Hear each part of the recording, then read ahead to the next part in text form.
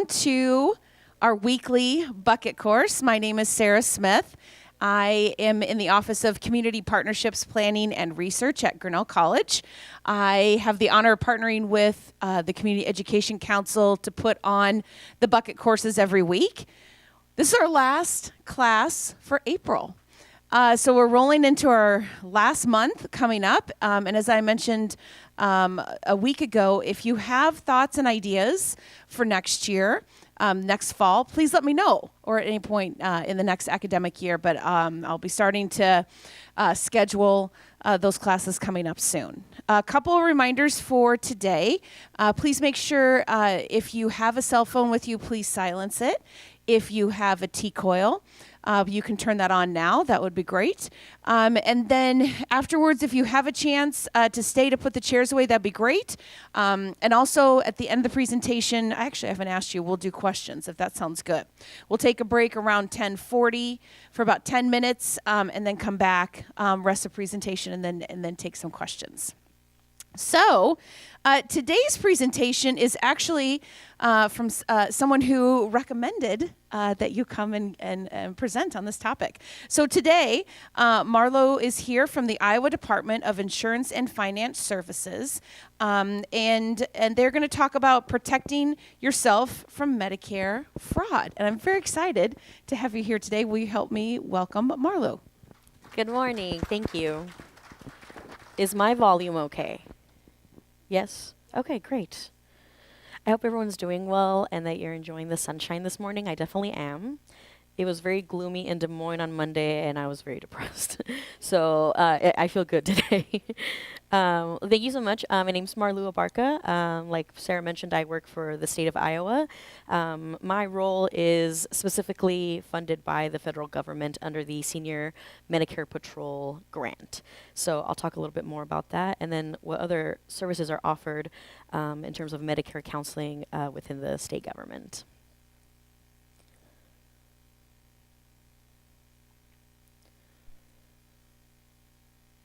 So here's a little overview of the services that are offered within the Iowa Insurance Division of the state government. So raise your hand if you are familiar with SHIP.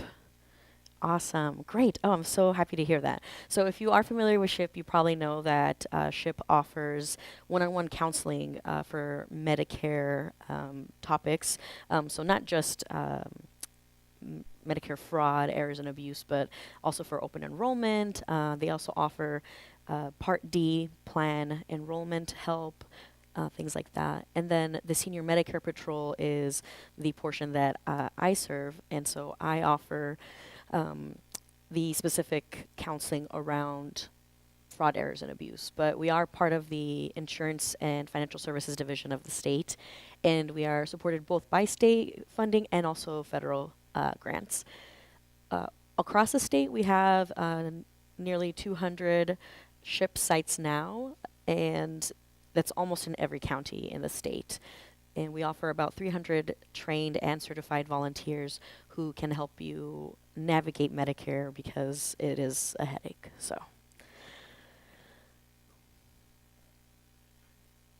And you probably know we serve Medicare recipients who tend to be 65 and older. That's when most folks qualify for Medicare. However, we also serve folks who are disabled and who have filed for Social Security benefits. So if someone is under 65 at any age and they receive disability benefits for over 24 months, at that point they get transferred over to Medicare if they had Medicaid, for example. We also serve folks who have end-stage renal disease or have been diagnosed with ALS or Lou Gehrig's disease. And so overall in Iowa, we have close to 700,000 Medicare beneficiaries currently. But we also serve caregivers. So a lot of my education outreach goes to not only folks who receive the Medicare benefits themselves, but also the families and caregivers who help folks navigate Medicare. I think when people think about Medicare and they consider fraud, they assume that it only affects Medicare beneficiaries, but that's not true. Medicare fraud, errors, and abuse actually affects everybody who pays taxes. And it is billions of dollars in taxes that are lost every year to improper claims, whether that is from innocent errors, which we'll talk about, or intentional fraud and abuse. But the biggest impact, in my experience, has been to Medicare beneficiaries, mostly because all of this fraud ends up resulting in higher premiums over time. So if you have Medicare currently, you know that the Part B premium has gone up for next year. And this ultimately can lead to less money for benefits for Medicare beneficiaries over time as the Medicare Trust Fund dwindles.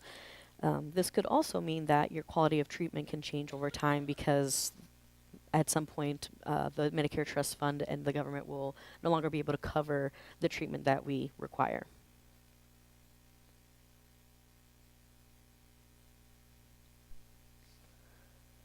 So I want to talk to you about the difference between fraud, errors, and abuse. I'm going to talk about fraud and abuse first, because if you want to learn how to detect fraud and abuse, you should learn what the definitions are first.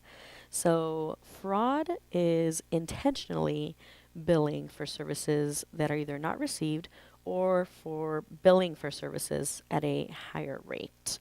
I will go into more detail later on, but some of this might end up showing up on your Medicare statement or your explanation of benefits, your EOB, where you might find a charge for a service that you do not recognize, and that if it's intentional, that is a form of fraud. In terms of abuse, it also relates to intentionality. This might look like a supply of a medical device or a treatment that maybe was not medically necessary, or also overcharging for certain supplies. That's also a form of Medicare abuse. So a lot of the cases that I handle 100% of them end up being unethical suppliers and providers, unfortunately. I've not come across, in the 3 years that I've been in this position, any instance of a Medicare beneficiary committing fraud. So it is very important that we pay attention to our Medicare summary statements and our explanation of benefits, because we never know who we might be doing business with in terms of our medical care.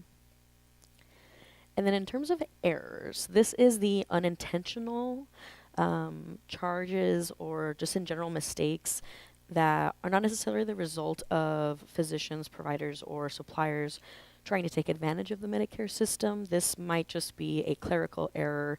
It might come up as like a double billing on your statement, for example. So anytime that I get a complaint of suspected fraud, and it has to do with a billing issue, I recommend that the beneficiary or their caregiver contact the provider and just clarify, hey, is this a correct charge? This looks like a double billing, for example. Because if it's something that can be alleviated in that moment, then that's great. Otherwise, we take additional steps to actually file a complaint against that provider for fraud.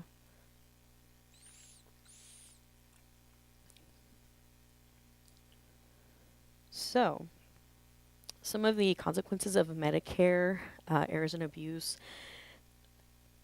A lot of times when I come across suspicious charges on a Medicare statement where a beneficiary does not remember supplying a Medicare number to someone that could have been a scammer, usually it's because the Medicare number was compromised, and over the last 3 years, that's meant that the number was a part of a data breach. Raise your hand if you received a letter from Change Healthcare in the last year informing you of a data breach with your data. Yeah, so about a third of us. I also received that letter. So what that means is that our data, and the letter you received would specify which of your data was included in the data breach, but it was involved in one of the largest, if not the largest, data breach in human history. This happened last year. It happened in February. A lot of people are still receiving notice. And in my experience, when there is a data breach, a lot of medical systems, hospital systems, insurance companies don't let us know unless it's legally required. So those letters didn't start going out until August of last year. And by then, it had been several months that our data was vulnerable. So what that meant is that if it was captured and sold to nefarious entities, we were the victims of medical identity theft. And I think one thing that we do not talk about in terms of our Medicare numbers is that our Medicare number is as unique to us as our Social Security numbers. How many of us heard growing up that we should never share our Social Security number, right? But how many of you have heard that you should never share your Medicare number? Not as many. It is unique to you, just like your Social Security number. So it's not something that we need to share or should share with anybody that is not a trusted medical provider.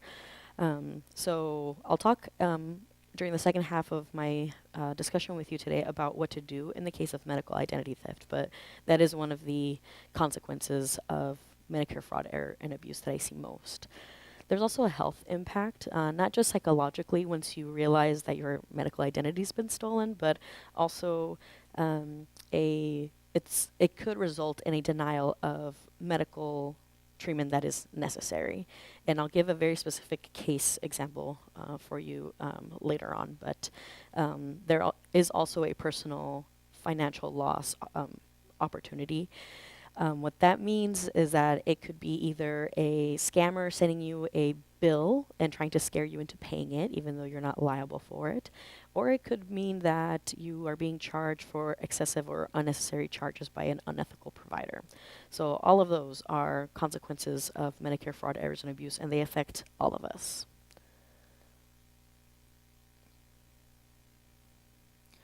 So here are some of the very common examples of fraud and abuse that I see on a daily basis when I receive the Medicare complaints. I process all of them for the entire state. So I see a large range of what is possible in terms of Medicare fraud. The most common is definitely billing for services, supplies, or equipment that were not provided. Raise your hand if you received COVID test kits randomly a couple summers ago. Does that ring a bell? Or if you didn't receive the actual test kits in the mail, maybe you found charges for them on your Medicare statement. So in 2023, that was the large scam that scammers were running nationwide, but especially here in Iowa, where people were telling us that they were receiving COVID test kits in the mail, and they just assumed that it was something that the administration was providing for free at the time for Medicare beneficiaries, so they didn't think anything of it. Well, we learn now in connection with the national fraud scheme that happened last year, that I'll tell you more about in a moment. We learned that those COVID test kits were actually a symptom of a compromised Medicare number at the time. And the folks who didn't notice the charges or didn't report them were now seeing charges for other more expensive items because scammers realized, well, this number's still active and no one's come after me, so I'm just going to keep filing charges. Your Medicare number is unique to you like your Social Security number, and it's as valuable as a credit card number. As soon as they get a hold of your Medicare number, they can just start filing charges, just like using a stolen credit card. The next most common instance that I see of fraud and abuse is billing for excessive medical supplies. I think the most common is CPAP machine supplies. So Medicare does cover the renewal of medical supplies related to your CPAP machines every several months. They will cover them in a shorter period, and some suppliers know that.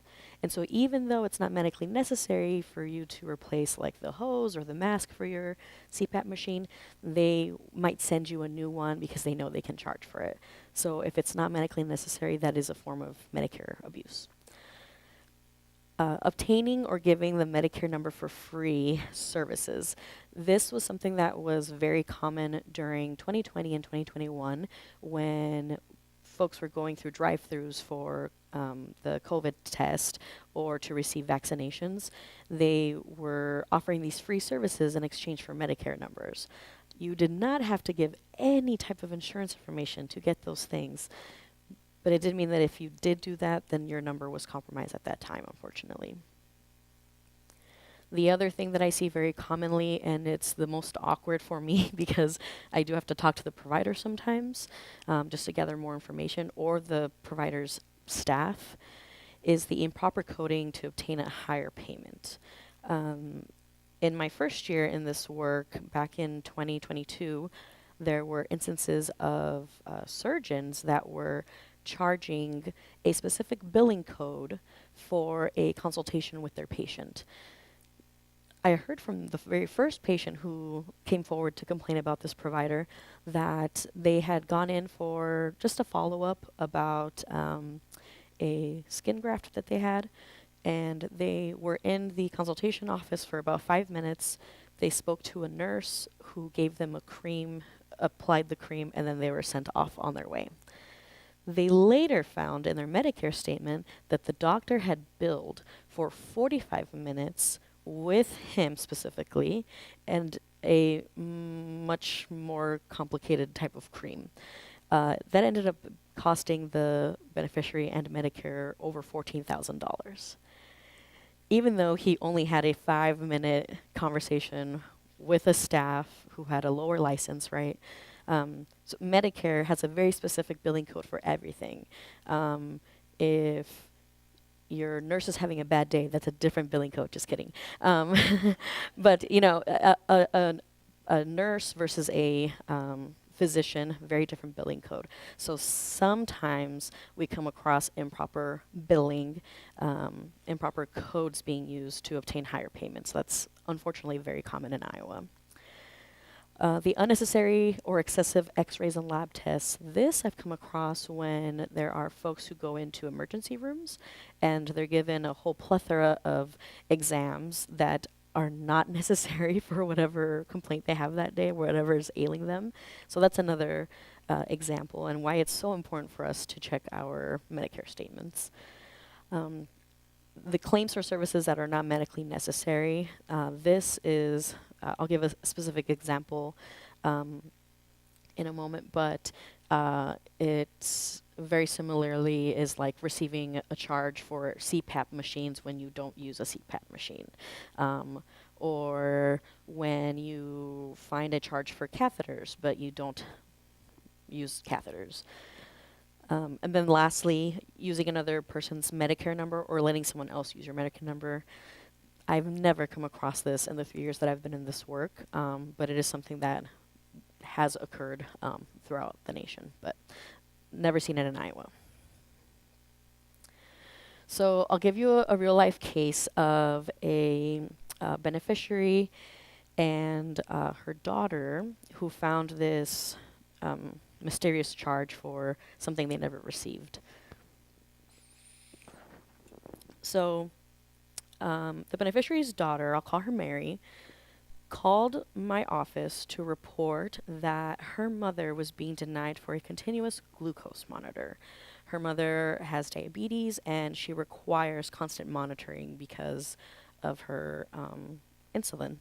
So she tells me that she's being denied, and I think, well, that's strange because Medicare does cover continuous glucose monitors. And I remember from my training years prior that Medicare only covers for one continuous glucose monitor every 5 years. So I ask, has your mom had a continuous glucose monitor in the past? And Mary says to me she hasn't, but now that you say that, you know, my mom did get one randomly in the mail like 5 years ago. And we didn't know what it was for, so we just kind of put it in the closet. And I said, oh no. Well, did you get a charge for it? We don't really check those things. I'm like, oh no. So Mary and her mom were not in the habit of checking their Medicare statements at the time, right? And then they get this weird medical equipment in the mail and they tell nobody about it. So Medicare sees that charge and they think, continuous glucose monitor for Mary's mom? Sure. and then they don't do anything past that. They don't alert Mary, they don't say sorry or congrats for your glucose monitor. It's just something that's covered as a benefit for Medicare beneficiaries.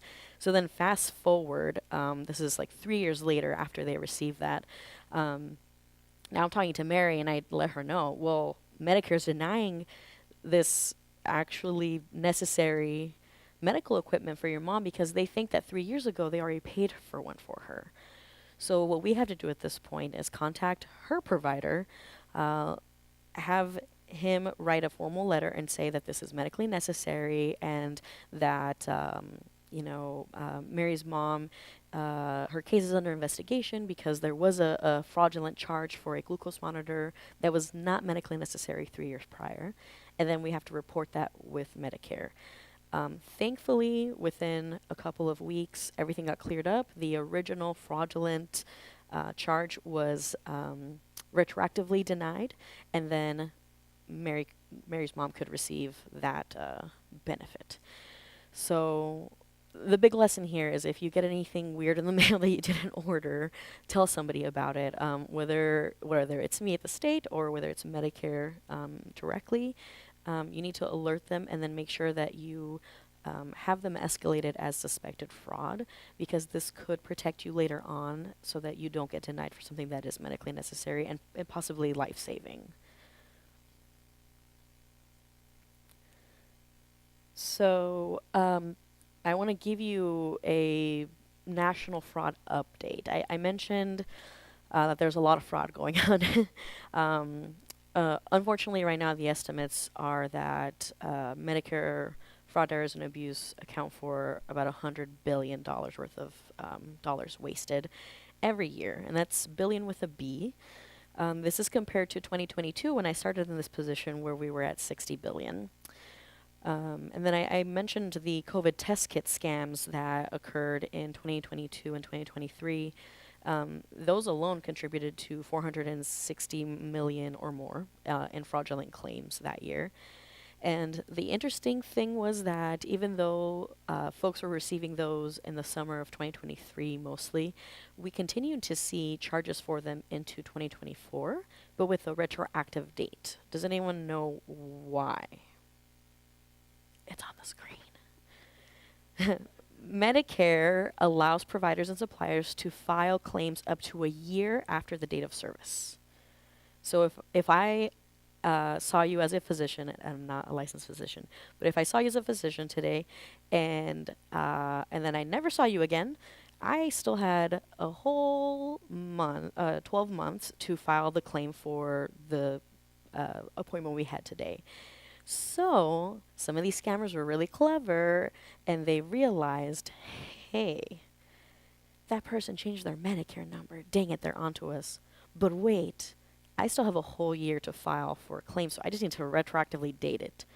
So they figured that out. They're learning these Medicare rules, right? So then we started finding charges for COVID test kits for 2023 in 2024 because they learned that they could retroactively date those charges. Last year, the big national scam of the year that cost $4 billion to taxpayers was catheters. And I mentioned that the folks who had their numbers compromised in 2022 and 2023, because there were data breaches both of those years here in Iowa, those folks saw the charges or received the COVID test kits in the mail. They didn't report them or they didn't notice the charges in their Medicare statements. They're the ones that I spoke to last year who were now seeing charges for catheters at upwards of like $2,000 to $8,000 each. So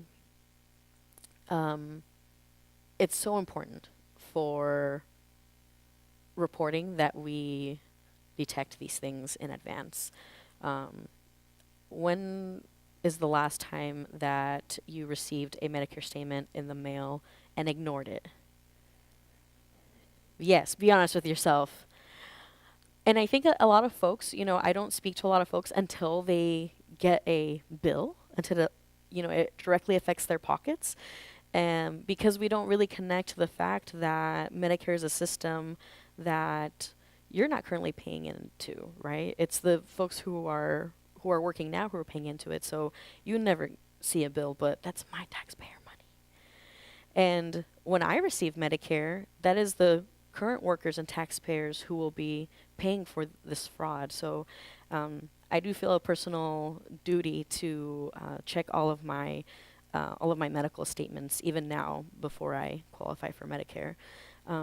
2 summers ago, fun fact, 2 summers ago, I was checking said medical statements, and I found a medical charge. It was like a little over $200, maybe $254 or something, um, for my partner, and it was for a gynecology appointment. But my partner is a cis man, so I went to him and I said, "Babe, I don't want to make any assumptions, but did you go see a gynecologist?"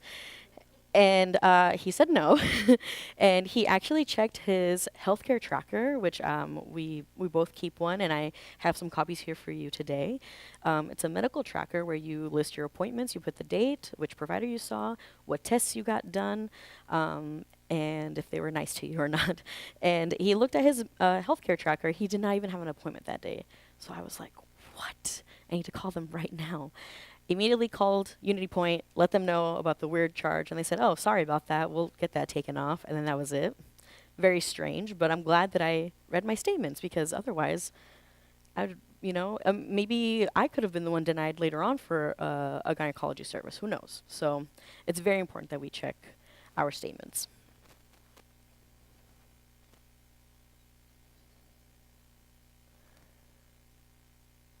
So what can you do to prevent Medicare fraud and healthcare fraud in general? We've broken it down to 3 steps: prevent, detect, and report. The first step, prevent. Here's some do's and don'ts for you.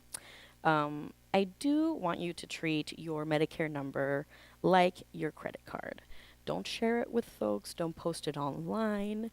Make sure you keep it safe at all times. If you lose it, make sure you report it, etc. I do want you to watch out for identity theft. Any of those symptoms, like strange charges on your Medicare statement or receiving things in the mail that you didn't order, those are all things you should watch out for. I also do want you to be aware that Medicare doesn't call or visit to sell you anything. One of the most common scams here in Iowa is the, "Hi, I'm calling from Medicare to verify your Medicare number." Medicare will not call you, just like Social Security Administration will not call you to ask you to verify your Social Security number. Does that make sense? But this happens all the time. Folks get a call from someone claiming to be Medicare. They sound very professional, very knowledgeable, and they might actually say, "It's time to renew your Medicare number. Could you verify that for me?" And I think where Medicare can do a better job of offering education to Medicare beneficiaries and their caregivers and families is to let you know that the Medicare card you get when you qualify for Medicare is the one that you keep for the rest of the time that you receive Medicare benefits. You won't ever have to renew the card. It won't ever get canceled. And I've heard so many instances of scammers calling, pretending to be Medicare, and then threatening to take away your benefits if you don't give that Medicare number. So just be aware of who you're speaking with over the phone. And then be cautious of offers for free medical services or for any free benefits. Like sometimes they say, "Well, if you verify your Medicare number, I can give you a grocery card." Sometimes that is an instance of like Medicare marketing misrepresentation. How many of you are familiar with Medicare Advantage plans or have a Medicare Advantage plan? So the Medicare Advantage plan is slightly different from original Medicare in that it's the same benefits you receive under original Medicare, but they're being managed by a private insurance company. So someone might cold call you, which is not allowed.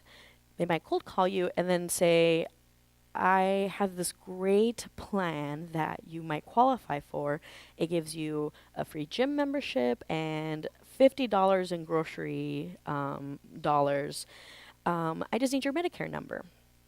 Now, one thing that is good to know is that in order to verify if you're eligible for a Medicare Advantage plan, because Medicare Advantage plans come with a network of providers, and those networks are specific to your county, they only need to know your age and where you live.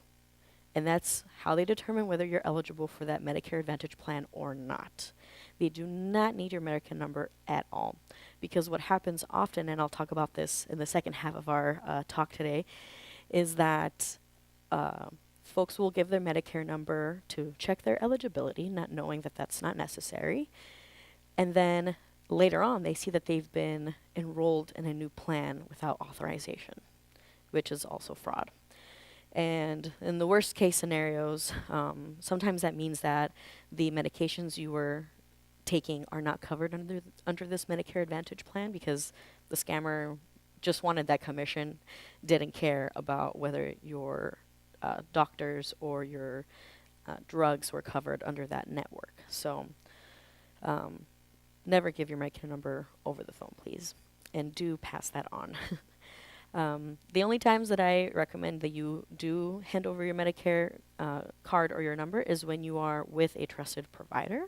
So I also encourage you to leave your Medicare card at home unless you are going to your pharmacy or to a medical appointment. In the same way that maybe we shouldn't be walking around with our Social Security cards in case we lose them.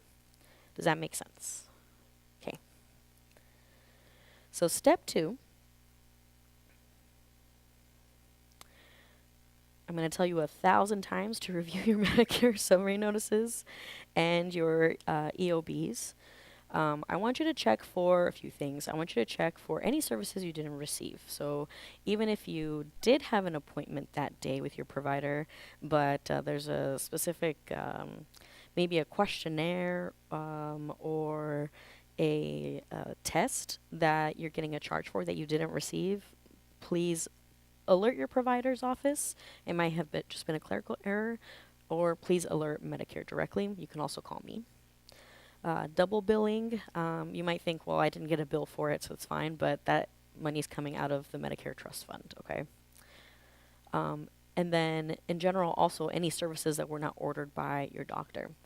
One of the things that I'm coming across a lot this year in 2025 is seeing charges for items, either medical equipment or specific services like remote patient monitoring is a really common one. And the bill will say that it was your doctor that was the ordering provider. So if you didn't discuss that with your doctor, it's likely that their medical identity was also stolen, and that they used their name without their permission. So you should always contact your doctor and just clarify, hey, is this something that you ordered for me? The other thing that I come across in terms of providers appearing as the ordering provider is that unfortunately there are scammers who pretend to be ethical, legitimate companies and say, hey, we're looking for licensed providers in Iowa to approve medical equipment and services for Iowans that don't have access to a doctor's office. And so you think, oh, wow, in a rural state, that's great that we have, these remote services being offered that I don't have to go in to see a primary care provider. A doctor in Iowa who's licensed can approve these things for me. What happens, however, if you are the physician that's working for this scam company, is that they don't tell you that they created a fake profile for a patient and they're asking this real provider to approve a service for them. So as soon as they get your Medicare number, they probably already have your birth date and your address as well. And they make up this profile saying, Mary needs a back brace. Look at the profile. Wouldn't you agree, doctor, that Mary needs a back brace? And the doctor says, well, based on what I'm seeing in this patient chart, sure. And then they sign off on it. So I'm seeing all of these complaints come in from beneficiaries who say, I've never met this doctor, but I looked them up and they are here in Iowa. How did this happen? And that's what's happening, folks. These scam companies are acquiring batches of our Medicare numbers, of our medical information, and they're building these fake files for us as patients, and then they're going to real doctors and saying, can you please, contract with us, help us approve these services for these beneficiaries. They all have insurance. Could you please do us this service? Not knowing that what they're doing is unethical and unlawful. So at the end, I will walk you through how to access your Medicare information in Medicare.gov. Will you please raise your hand if you already have a Medicare.gov account? Okay, not as many hands as I wanted to see, but we will talk about it. It is a little intimidating in the end trying to navigate the Medicare website, but it is so worth it. You don't have to wait the 3 months before your next Medicare statement. You can just log on to your Medicare.gov account and see claims in real time. And then right before we break, the third step is to report suspected Medicare fraud and abuse. So like I said, the first thing that you want to do is call the provider, make sure that you run it by them and say, hey, is this something that you ordered for me? If you hear that no, gather as much information and documentation about the charges you received or maybe the thing you got in the mail, and then contact your senior Medicare patrol. This is a free and confidential service. I receive lots of training on HIPAA, and so whatever you share with me I will not share it with your family members if that's not something you want, but it is all crucial information for me to form a case for you that eventually will be referred to the Office of the Inspector General at the federal level, and that the OIG is the entity that investigates healthcare fraud in our nation. So those 3 steps again were prevent, detect, and report. And then I think this is a good time to take our break, right? Yes, this is a great time. Let's take a 10-minute break here. We'll resume a little bit before 10 till. And also, I just want to say thank you. Like, that's a lot of information that I really didn't realize at all. So I'm excited to see the second half.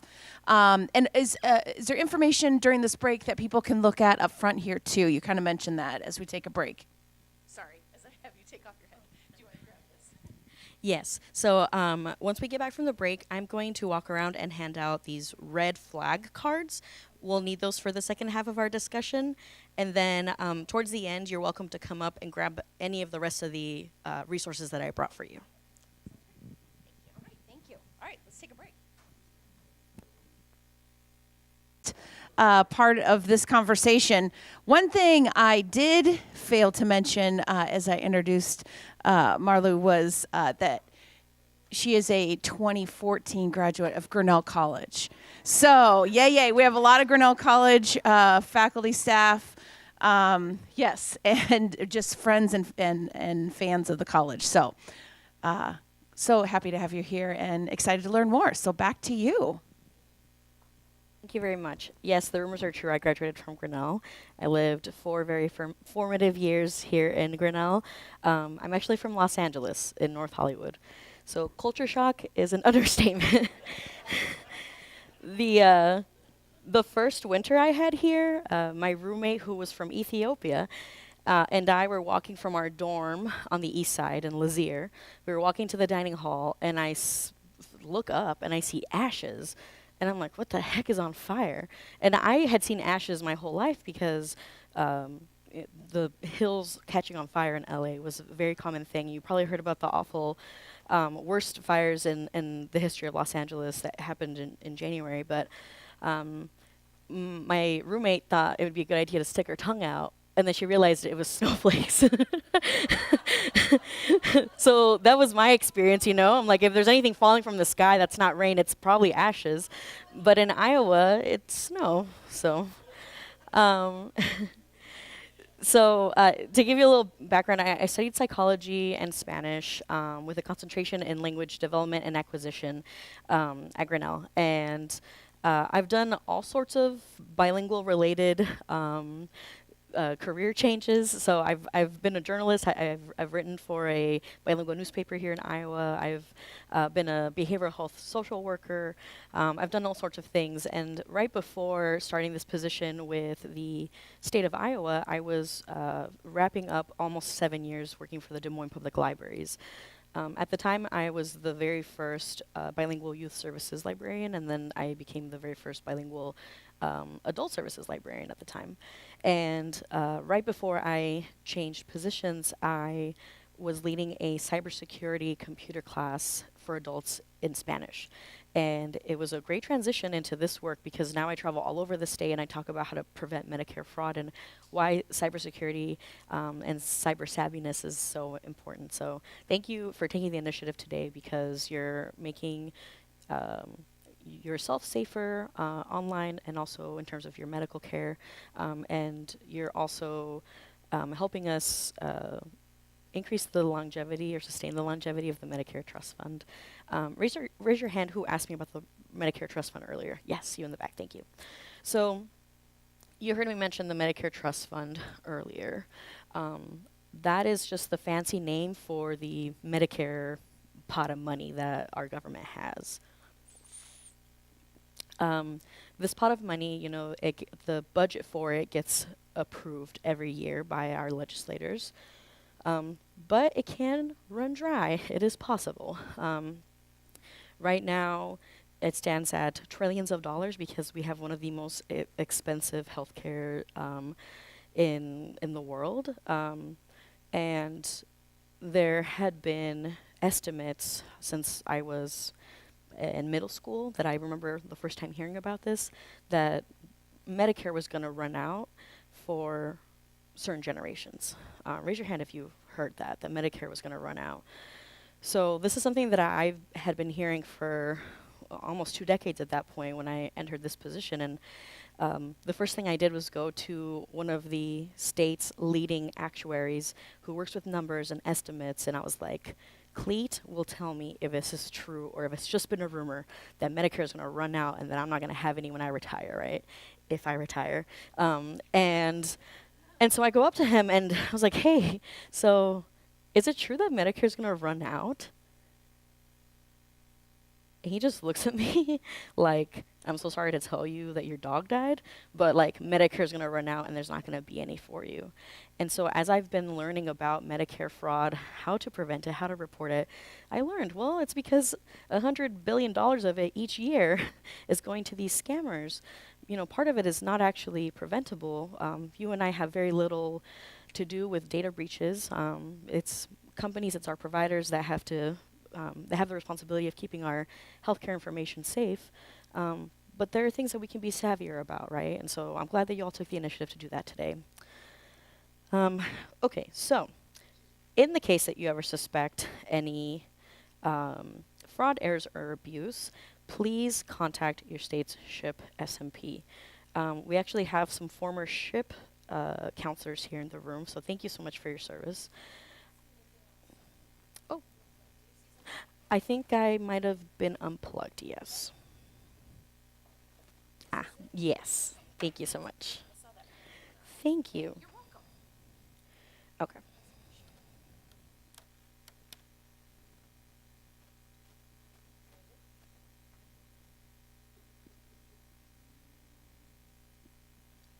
It's waking up. There we go. Okay, thank you. Yeah, I've been just clicking away, not knowing you didn't see anything. So I want you to contact your state SHIP SMP. If you don't want to talk to me on the phone, you can visit us online. That's our website up there. You're welcome to take a photo. Otherwise, I have it printed on all of the resources that I brought for you today. There is a specific toll-free number that we have where you can speak with my colleague, Liz, and she will jot down as much information as possible that you can provide for her in terms of the suspected fraud or abuse. And then if you know of anyone that could benefit from presentations like this, you are more than welcome to email shiip.iowa.gov. And I can send you as many of these materials as you'd like. I have them all printed, and I won't charge you anything to send them to you. And then you can also invite me to come and speak to your club or your church or whatever. I'm more than happy to come and talk some more about this issue. If you think that what I'm telling you today is really fun and interesting and you'd like to tell more people about it, I'm currently looking for some S&P volunteers. So please email SHIP, let them know, hey, I saw Marlu speak and I want to help. So, the resource that I passed around to you a moment ago, I created this resource for Iowa a couple of years ago, and I call it the Red Flags of Fraud. Say it with me, the Red Flags of Fraud. Now, what I wrote on here are some of the common situations that you might come across in terms of Medicare fraud, errors, and abuse. So the first one that I talked about were finding charges on your Medicare summary notice, your MSN, or your explanation of benefits, your EOB, that you do not recognize. What do we do when we see something we don't recognize on our Medicare statement? You can scream it out. Call your provider, and then call Marlu, okay? The next one is the high-pressure sales for Medicare Advantage, aka Part C plans, or drug plans, which are also called Part D. I will be talking about that in a moment, and I also have a resource for you at the end that you can pick up to learn more about that. And then here in this third point, where I talk about callers posing as Medicare, I actually quote the scammers that beneficiaries all over Iowa have spoken to. So these are the things that you should look for. Have you received your new Medicare card? Remember I told you earlier that the one Medicare card you get is the one that you keep? You will receive plenty of calls from scammers claiming that you will be receiving a new card. This one is plastic, or this one's laminated, or it's got a chip in it, or it's gold. It does not matter. It is not real. The second one is you're eligible for additional benefits. Again, those are connected usually to the Medicare Advantage scams, where they say, if you give me your Medicare number, I can check what you're eligible for, and here's a great list of free perks that you get. And then the last one, I just need to confirm your Medicare number. I'm Medicare, and I just need to confirm your Medicare number, the thing I should already have. So those are very specific phrases from scammers that we've heard over the years. And I highlight at the bottom there on that front page, Medicare will never call you requesting you for your Medicare number. So please never share any medical information over the phone. I've received reports that it's not Medicare calling them, but that on the caller ID, it states your doctor's name. And that can be acquired in a plethora of ways, either because you posted about the great doctor that you see, on your Facebook, or your information was involved in a data breach. There are many ways that someone can acquire the name of your doctor, and then scammers can spoof their phone number to make it look like Medicare, or your doctor, or your pharmacy, or your next door neighbor. Or Unity Point, exactly, thank you. So, anytime someone calls you asking for any medical or personal information, be suspicious, even if it's rude. I tell people, I've had people hang up on me, even though they called me, about a complaint, and then later they answer and they say, I'm so sorry, you're real. And I'm like, I don't care. I'd rather you be rude to me than just trust me because I said I was someone, right? So anytime anyone, doesn't matter what the caller ID says, if they're asking you for medical or personal information, please hang up. Please call back using the number that you have on record, not the one that was on that caller ID, because they can spoof it and make it look like anything that they want. And Medicare, just like any other government entity, will send you an official letter for official business in the mail. They will not reach out to you via phone unless you have asked specifically for a callback regarding a fraud case. If you turn it around to the backside, you'll see the tips to protect yourself. Even if you just hang up on this scammer, I would prefer if you just didn't answer your phone, and I'll tell you why. Besides the caller ID spoofing, which is the second point on there, callers who are intending to scam us most likely acquired our phone numbers either through a data breach or from another spammer who did the work of establishing that your number is real and that you are a live person that can be scammed, okay? So what they do is that the first time you answer, you get placed on an active numbers list. Then that list gets shared with other scammers. So scammers are constantly selling and sharing information with each other. And so if you see a charge on your Medicare statement from one entity, that scammer has already sold your Medicare number and said, hey, this number is active, you can file charges under it, and sold it to somebody else. Hey, this person answers the phone and they're willing to give you information, they've already sold it, okay? Guard your card. I mentioned your Medicare number is as important as your Social Security card and as valuable as your credit card. So we don't want people who can abuse your Medicare number to have it. And lastly, please call SHIP SMP. We do have a feature on our website that allows you to put in your exact zip code and tells you where your nearest SHIP counselor is located.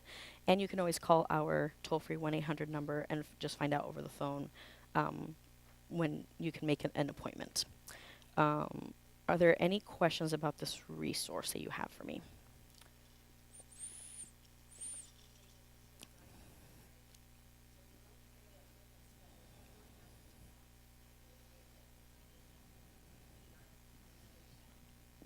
Yes. Can Yeah, you repeat the question real yes, quick? I Just- will. Thank you. Yep. The question was, I've instructed you to guard your card, to not carry it around with you. But if you're going to be traveling, shouldn't you have your card with you in case of an emergency? So there are a couple ways you can go about this. If you have original Medicare, that means that you're covered in the entire United States and U.S. territories. So your Medicare number works everywhere in the U.S. If you have a Medicare Advantage plan, you are only covered within your network, which is specific to your county. So you're not covered outside of that county anyway. Please leave your card at home, okay? If you think that you can safely transport and keep safe your Medicare card with you while you travel, let's say if you are traveling for the winter time or just out of town, if you can safely keep it with you, yes, in case of emergencies, it's good to have it. Otherwise, if you don't have your insurance card in general and you seek medical services, you can always call the provider back and provide your insurance information over the phone because they want their money. So you say, hey, I don't have my Medicare card, but I can call you back when I'm home and I can give you that number so you can file your claim because they get a whole year to file that claim. So good question. Before I get into the next resource in terms of marketing, are there any general questions that you have for me? Yes, go ahead. The question was, what if you're overseas?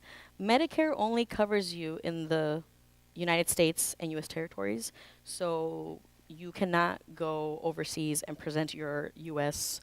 Medicare card and pay for treatment that way. So it doesn't really make sense. Yes, please leave it at home. Yep. Yes, in the back. We'll get you a microphone if you give me a moment. That way we can all hear your question. Thank you. You can buy travel insurance. You can buy travel insurance for a very small amount of money to be able to cover yourself for all those travel expenses. The other thing is scammers often. I've had this experience, and Can you bring the mic closer to your mouth, I please? have had this experience. I managed to avoid falling into it. Is Okay. a person will call asking, "Is this so and so?" You should never say yes. Yes, correct. Yes. So the first point that they made was that there are, medical insurance packages that you can purchase for travelers if you travel outside the United States, and also very important. Anyone calls you on the phone and they say, "Is this Marlu or is this Mary?" You say, "Who is this?" You do not say yes, and I'll tell you why. Those unauthorized enrollments that I'm going to talk about in a second. One way that they justify enrolling you once they've acquired your Medicare number is that they have now a recording of you saying yes. And they can play that back, and they can switch it up and edit it to make it sound like you agreed to cook them dinner every day of your life, you know? So you don't ever want to say yes, you know, you don't want to give an affirmative. You just ask them who's calling. And I'm telling you, I want you to be rude, okay? I don't care about Iowa Nice. You need to be safe and be rude, okay? Tell everyone that Marlu said you need to be rude. So, in terms of these marketing misrepresentation complaints that I get and these unauthorized enrollments, I have a very important resource up here that I'll ask you to look over towards the end if you want to take a copy. A lot of the complaints that I get that unfortunately the OIG cannot investigate at the federal level, so it stays and gets investigated here at the state. Actually, Sue Whitmack, if anyone knows Sue Whitmack, she's the one who files those complaints on our behalf. You get any cold calls? Not allowed. Whether it's a phone call, whether it's a text message, or whether it's someone at your door, cold calls are not allowed under Medicare rules. What that means, however, is that unethical insurance companies and agents and scammers are getting very clever with their approaches on how to be able to contact you within the rules. So maybe they'll put an ad on Facebook and have you click on it. And that officially means that you know, if you provide any information, you officially reached out to them, and now they're allowed to reach back out to you, okay? Another way that they do this is that they might send you a little postcard in the mail that looks very official and looks like it might be for Medicare services, maybe from SHIP, but it never has our logo on it. But it looks official, and it says, fill this out and we'll contact you to help you with your Medicare benefits. That is also marketing misrepresentation. It is getting you to be the first to initiate contact so that they're legally allowed to contact you afterward, okay? The other thing that might happen is that you'll get an email or a text message. I've seen this complaint multiple times. The email or the text message will have information. Sometimes it's very specific to you, and it'll say that you need to enroll in Medicare. This one most often happens with folks who are about to become eligible for Medicare. They get an email, and it looks official. You think, oh, this must be for Medicare telling me that I need to sign up now. Same thing. Please always be suspicious of emails. If you get something in the mail or an email or a text message, you can always call me, and I can let you know if it's an official communication from Medicare or from the state. But that does happen very often. So I have that resource on here. There's also a lot of rules around where an insurance agent is allowed to speak to you about insurance or where they can sell you things. They're not allowed to do it at an educational event about Medicare, for example. They can't sell you a policy that day. They can give you a sheet to sign up to have an additional appointment, and then after that, they can try to sell you stuff. Also, if you go and see an insurance agent for insurance purposes, especially Medicare, they have to establish an official letter that says what the scope of appointment is. It's called scope of appointment. And if it says, Mary wants to know about Part D plans for medications, they cannot talk to you about any other type of insurance during that appointment. If you are curious, they'll say, hey, we need to make an additional appointment, and I need to set up an additional scope of appointment document. The reason why is because there have been so many unethical, unauthorized enrollments, and Medicare has to track back, and the state has to track back and say, where did you receive permission to sell this policy, right? So this is all to protect us as consumers. And then the other resource that I have up here is the healthcare tracker. I have two versions of it, one that's a booklet that opens horizontally and one that opens vertically. Please keep this with you somewhere accessible in your home. And then take it with you to your appointments. You write down the date of your appointment, who you saw, and what tests were ordered or what tests were conducted that day, if you had a gynecology appointment, whatever. Or specifically that you did not. That's also a good note. That's also very helpful. And if we happen to run out today, let me know. I'm happy to mail some over to Sarah or mail it to you directly. I can do that also. I have one more question real quick. Yes. We've talked about, you've laid out some great ways to prevent fraud for those of us, for people that are living? How about our family members that have passed away? How does the government know once that happens? Should we still be looking at those statements up to a year after they've passed away, just to make sure that no fraud is occurring with their number? That is a great question. So yes, when someone has passed, you would contact Social Security first, let them know that they no longer need to pay out their benefits. And then you'll contact Medicare, because sometimes they don't talk to each other, even though they should. You'll also contact Medicare just for good measure and let them know the person's also passed, so that they do not file any charges past the date of that they're deceased.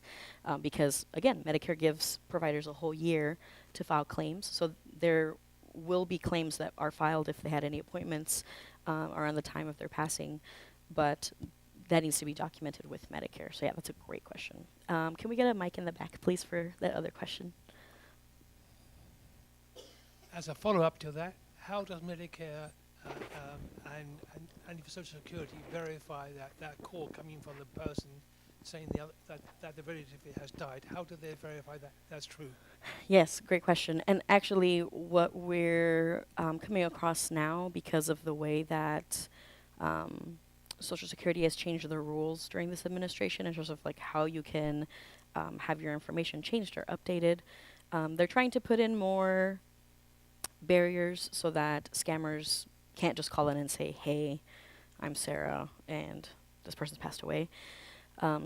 Like in the case with Medicare, they ask you for a lot of information that not a normal person would have. For example, me as a certified SHIP counselor and an SMP, I have a unique ID that Medicare has given me. And so only Medicare and I and my supervisor know what my unique ID is. So if I'm calling on behalf of one of my clients, I have to give them that ID. I have to tell them which state I'm in, what my full name is, and if those things all match up, then I'm allowed to speak with Medicare. If I happen to forget my unique ID that day, I will not be allowed to speak to Medicare. So likewise, if you've ever called Medicare, you know that they ask you for your full name. They ask you for your mailing address that's associated with your Social Security account, which hopefully only you know, or maybe your family. They'll ask you for your Medicare number or your Social Security number, and then your birth date. So it's very specific pieces of information in a very specific order that you have to provide for them to know that you are who you say you are. Yes, good question. What other questions do you have for me? Have you come across scams? Yeah, a lot of those renewing your Medicare card type calls. What kind of calls are you getting? Yes. Did you say that this Medicare Advantage plan was a sham? No, I don't remember saying that. Did I misunderstand you when you were talking about Medicare Advantage plan? Then what is that just, what is that then? Medicare Advantage? Yeah. It's the plan that is your benefits that you get under original Medicare, but it's just being managed by a private insurance company. Are you thinking about maybe the unauthorized enrollments? Yes. Okay. Yeah, so unauthorized enrollments can occur with Part D plans or with Medicare Advantage plans, yes. No, Medicare Advantage plans are real. It's just that sometimes there's unethical agents or scammers that use the excuse of checking your eligibility to acquire your Medicare number. Okay, yes, good question. How about if your loved one is at a care facility? Mm-hmm. How are there people checking at the care facility to make sure that what is in their benefits is what, or what's in their statements are correctly the services that they've been receiving? Yeah, that's a good question. Usually no, unless you specifically call Medicare and establish a family member or a trusted friend or one of your care providers, whether they're a professional staff or not, as a Medicare representative. That's the exact wording. You have to call Medicare and say, "Hey, I'd like to establish Sarah as my Medicare representative.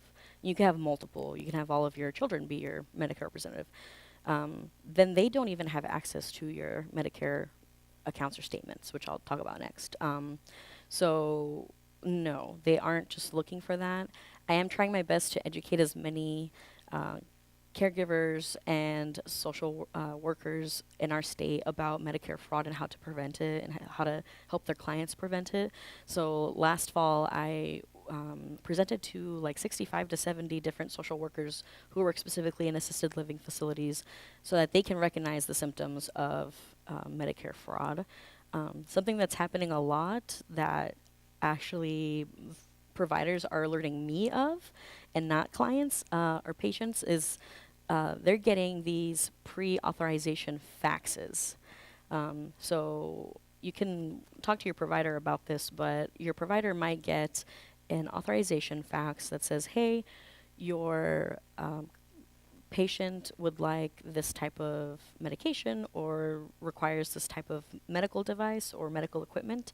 Could you please sign off as their physician? So they fax it directly to your doctor once they learn your doctor's name. So if anyone calls you and asks you for your doctor's name, don't give it to them. And so your doctor, bless their heart, they might be so busy and just be swamped, and there's a stack of papers on their desk that they need to sign. They'll just authorize it. So sometimes those legitimate charges with your doctor's name on it, they were accidental. That does happen. But what happens most of the time, thankfully, is that I hear from the providers saying, hey, this is weird. I didn't talk to Mary about a back brace at all. So then they report it to me. They'll send me a copy of that fax, and then I can file a case with the OIG for it. So that does happen also. But I recommend that if there's someone trusted in your life that you would like to have access to your Medicare information, call Medicare with them and let them know that you'd like to set them up as one of your Medicare representatives. Because unless they have a unique ID like I do, they otherwise cannot talk to Medicare about your Medicare affairs. Yes. Is it safer to do all this online as opposed to phone calls? You can establish your Medicare representative through your Medicare.gov account. I'm going to pull it up right now, actually, so you know what it looks like. I know I just turned it off. I don't want you to see my secrets first. So that is a capability that you can have on Medicare.gov. The thing that I would recommend is just to call Medicare on the 1-800 number. It's a 24/7, 365 phone number. If you're feeling anxious at 3 in the morning, can't sleep, just call Medicare. And then you can establish your representative there. So that is possible on Medicare.gov via phone or on the website. Okay. And make sure that it is a .gov and not a .com, .gov, because it is very easy for scammers to establish a fake Medicare website. It could be .com, .org, and then it's very difficult to recognize the difference, but this will pull up in a moment.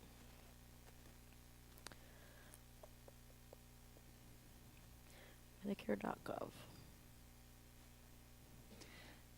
I think about today as you're talking about all these different scams. I think when in doubt, right, we should always just double check, because these are so many things that me personally I would never think about.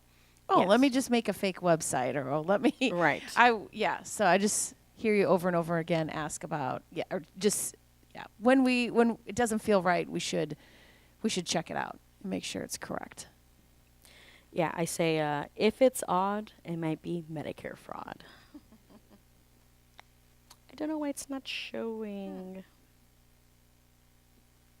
It's weird. Let me check out the display settings here in one moment. So raise your hand again if you have a Medicare.gov account. Ooh, great. Like half of you. That's awesome. So if you make an appointment with your local SHIP counselor after contacting my office, you can go in person and they can walk you through that process, or you can call us on the phone and then we can help you over the phone as well. Okay, extend please. Show only. This is 2.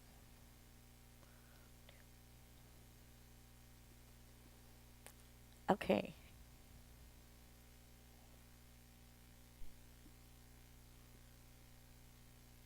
So this is the Medicare.gov account. You'll note up here it says gov.gov. Oh. Okay, it didn't like that. Okay, I'm going to try this one more time. Thank you for your patience in advance.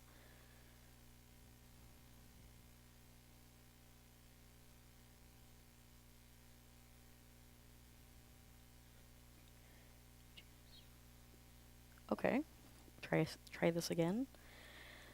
Okay, so from here, you can actually do a few things. Besides creating an account or logging into your account, this is also where you can search for Medicare health plans. So if you have original Medicare, it's likely that you also have a supplemental plan to cover that 20% that Medicare doesn't cover, because Medicare only covers 80% of your medical costs. And then you can also review and enroll in a drug coverage plan, a Part D plan. Does anyone know when open enrollment occurs every year? October 7th to December 7th. It's October 15th. October 15th through December 7th, correct, yes.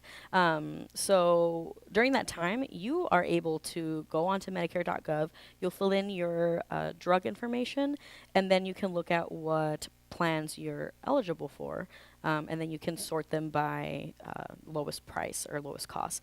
One tip I'll tell you about is that even though your premium for a plan might be lower, your cost might be overall higher if a particular plan does not cover more or part of your drugs. So just because it has a smaller premium does not always mean that the entire cost for your drugs is going to be lower. Does that make sense? Because sometimes when I help with these enrollments during open enrollment period, people will tell me, well, I want the lower premium. I'm like, yeah, but that one's going to cost you like $400 more a year for your drugs. Just because it's like, hey, lower premium, but we don't cover as many of your drugs. You know, like, it's sneaky. So always be careful there. But how much time do I have? Okay, perfect. So to create an account, you'll go to Medicare.gov, and then in the far right, you'll hit this login button. It always presents you with the option to log in or to create an account. And so to create your account, you just need your Medicare card, and you need to put in your birth date and your Part A coverage start date. So Part A is the hospital coverage. That's what you'll input. And then it'll ask you to set up a username, a password, and a secret question, and you'll establish a secret answer for that question. So it can be like your favorite book or your favorite place to go on vacation. Please keep that documented somewhere, but somewhere where it's not easily accessible to people that you don't trust. So don't put it on the internet. But you can log in at any time on the website, and you can review and update your preferred pharmacies. You can update your drugs. You can take a look at your claims. So this is such an important tool for detecting and preventing Medicare fraud, because you can log in, look at your claims, you can sort them by the type of charge, like a durable medical equipment or a hospital visit, or you can also sort them by newest or oldest claims. And so you can go as far back as 36 months, 3 years on here. If you want to go back farther, you can always call Medicare and say, hey, do I have any charges for durable medical equipment? Because that's a very common scam. So you can go home and do that today.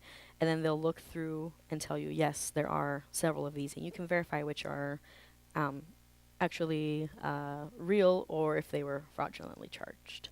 Are there any questions related to the Medicare.gov account?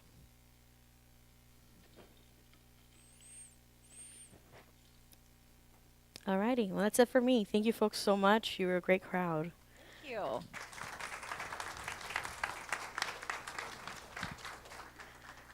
Thank you so much.